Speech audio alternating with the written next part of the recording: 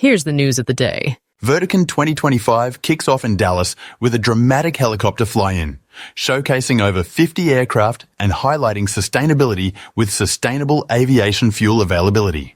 Air Methods joins the DoD SkillBridge program, offering active duty service members hands-on internships and career pathways in aviation, healthcare, and technical roles. FlySight and H-Tech Airborne Solutions integrate OpenSight with MFAR, enhancing airborne missions with real-time augmented reality, secure networking, and optimized video processing.